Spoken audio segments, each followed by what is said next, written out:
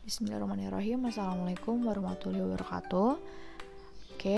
Di pertemuan sebelumnya kita telah membahas ya mengenai bagaimana alam semesta bisa terbentuk, di mana di situ ada teori ledakan atau teori Big Bang, kemudian juga bagaimana bumi berevolusi, gitu hingga muncul adanya kehidupan tuh. Kita bagi zamannya berdasarkan ilmu geologis, ada Archeum, kemudian Paleozoikum, Mesozoikum, dan Neozoikum. Nah, dimana kita ketahui ya bahwa di masa Neozoikum itu tepatnya di kala Pleistosen itu sudah mulai muncul manusia purba, bahkan di kala Holosennya gitu manusia purba itu telah berkembang menjadi yang lebih sempurna atau kita katakan sebagai Homo sapien yang ciri-cirinya mirip seperti manusia sekarang. Nah, tapi bagaimana makhluk hidup ini pertama kali muncul gitu kan setelah bumi tadi berevolusi memungkinkan adanya kehidupan. Nah, ini yang mau kita bahas hari ini gitu. Atau kita katakan materinya sebagai teori kemunculan manusia. Kita perlu ketahui dulu nih terkait dengan pengertian teori.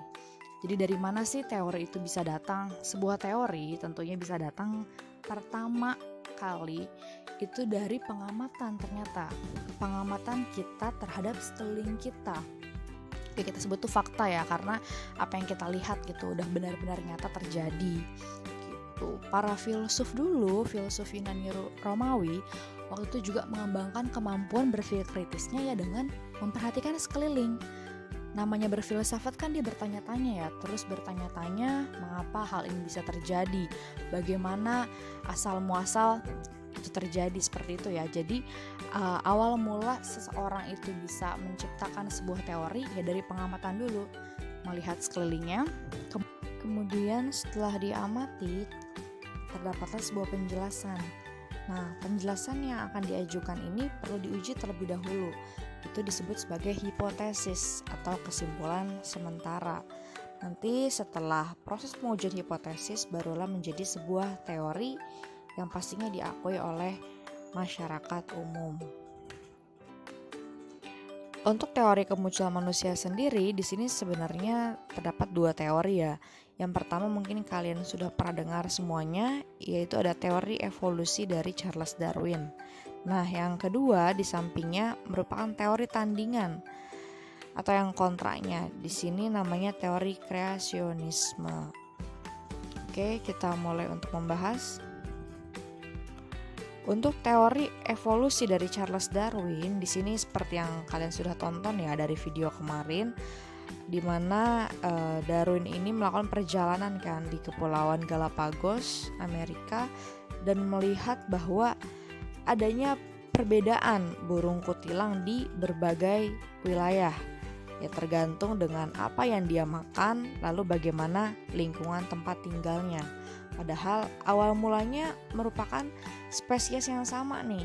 Nah, tetapi karena menyesuaikan, karena beradaptasi, terjadi perubahan morfologi ya, atau perubahan bentuk tubuhnya sendiri. Atau kita katakan sebagai berevolusi. Evolusi sendiri perubahan yang terjadi secara lambat. Oke, kemudian kita bacakan makhluk hidup berevolusi melalui adaptasi dan lingkungannya. Tadi sudah dibahas dan di sini poinnya adalah setiap keturunan makhluk hidup memiliki variasi. Ya seperti kita dan orang tua kita ya yang pastinya nggak bisa sama persis gitu kecuali yang kembar. Nah, karena memang setiap manusia, setiap makhluk hidup itu ada variasi, ada keanekaragaman di dalam setiap individunya.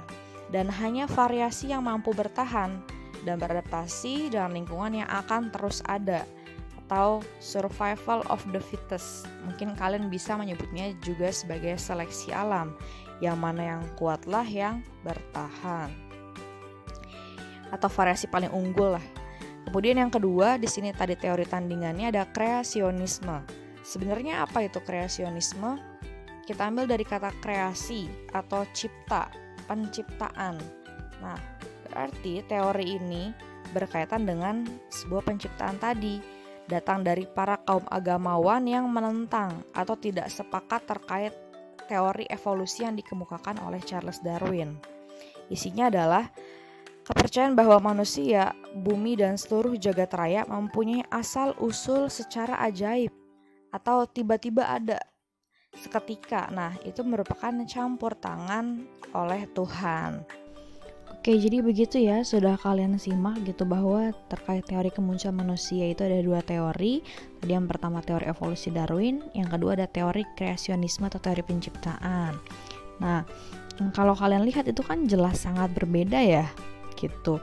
Cuman kalau misalnya teori Darwin kan sudah diproses melalui kerja ilmiah gitu temuannya. Nah, untuk itu ya kita selayaknya pasti menghargai gitu, menyikapi secara ilmiah pula. Sedangkan kita ketahui di sini bahwa agama dan sains atau ilmu pengetahuan itu tidak perlu kita campur adukan karena pendekatannya pun berbeda. Kalau misalnya kita berbicara mengenai agama gitu kan, kita biasanya berbicara mengenai soal rasa, soal hati atau keyakinan. Nah, kalau misalnya kita berbicara mengenai sains atau ilmu pengetahuan, itu kan pasti sebuah fakta yang sudah dibuktikan gitu melalui proses pengujian secara ilmiah gitu. Jadi intinya antara agama dan sains itu punya otonomi masing-masing tuh, gitu, punya ranahnya masing-masing. Nah, cuman bukan berarti keyakinan akan keagamaan itu nggak rasional gitu. Kita pun meyakini gitu bahwa Tuhan Yang Maha Esa itu ada dan dapat dijelaskan secara rasional. Bisa kita lihat dengan segala hasil penciptaannya gitu yang ada di muka bumi gitu. Jadi kayak ya intinya segala sesuatu tuh nggak harus kita satukan gitu. Ada jalannya masing-masing. Sains sendiri, kemudian agama itu sendiri. Dan kita gitu melihat sebuah ilmu sejarah itu pasti kan akan selalu diuji tuh kebenarannya. Gak ada kebenaran yang mutlak dalam ilmu sejarah seperti itu, kecuali kalau fakta berdasarkan data ya, misalnya terkait tanggal, peristiwa dan segala macamnya. Tetapi terkait temuan gini, pasti temuan tersebut akan terus menerus diuji kebenarannya sepanjang waktu melalui temuan-temuan berikutnya. Jadi gak pernah ada kata selesai dalam ilmu sejarah.